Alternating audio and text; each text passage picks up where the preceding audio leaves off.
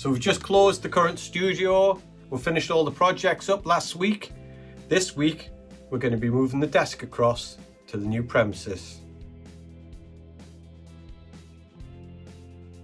So as you can see behind me, the mixing desk is gone. It's in the new premises. We've just finished installing the cards and we still need to wire it up. But we filmed its journey moving from the current premises to the new studio, and we'll show you that in a second. Also filmed a little bit talking about the desk and the features and all about it. So we'll cut the move in with a little bit of information here and there. So remember, like and subscribe, and let's watch the move.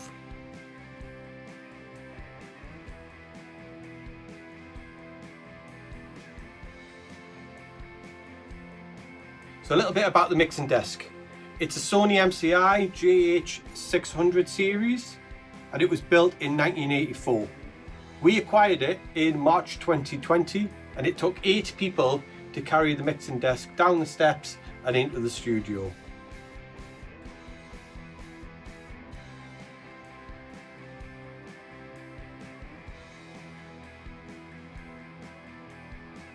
So here's the back of the mixing desk, and you can see these connectors. So this is the connector here, which interfaces with this particular board.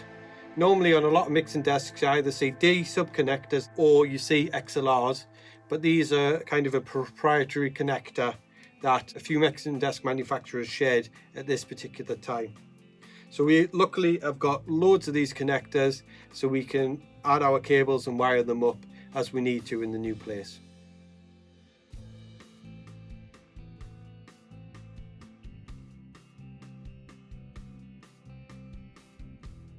Our console is very transparent, and with the stock MCI pre's, it captures the sound in a very uncoloured manner.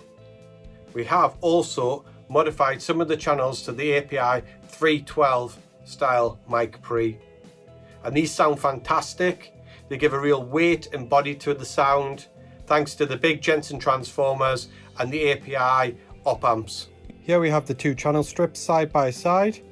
On the left hand side here, we have the standard stock MCI, and that's the mic preamp there, you can see.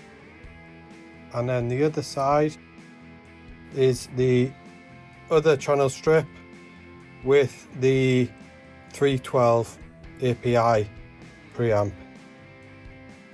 That's the big fat transformer there. And there's the mic pre for this channel strip. So as you can imagine, this desk weighs a ton. As I said, 8 people carried it in. When we decommission it, we're going to unplug all the cables out the back.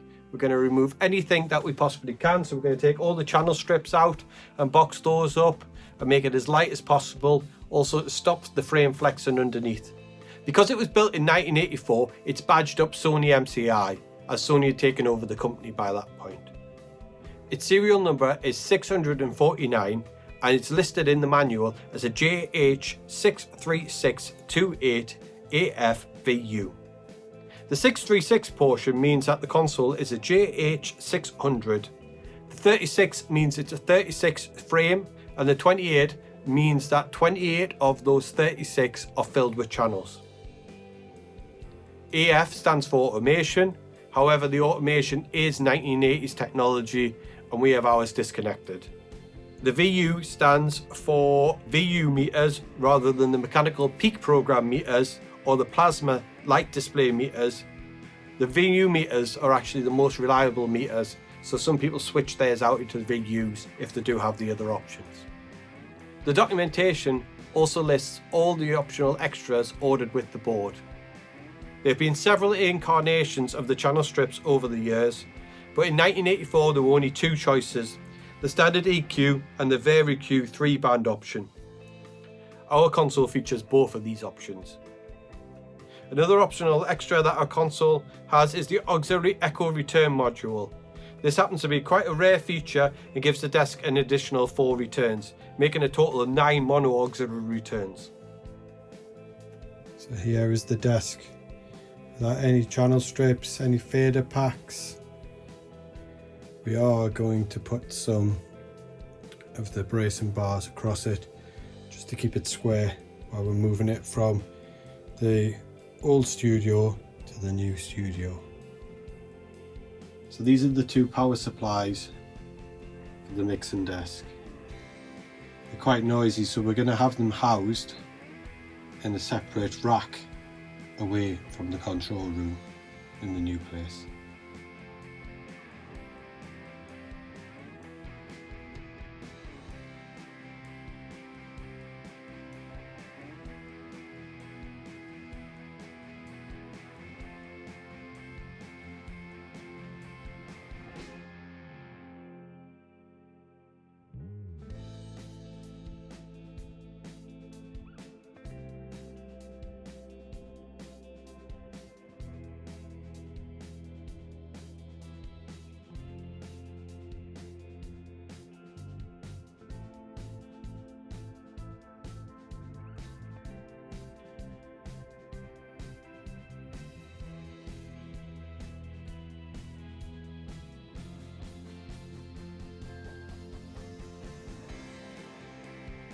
And the desk's in.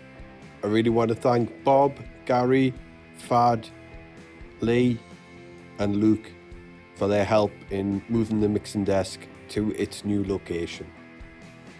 The next step was to put the desk back together again.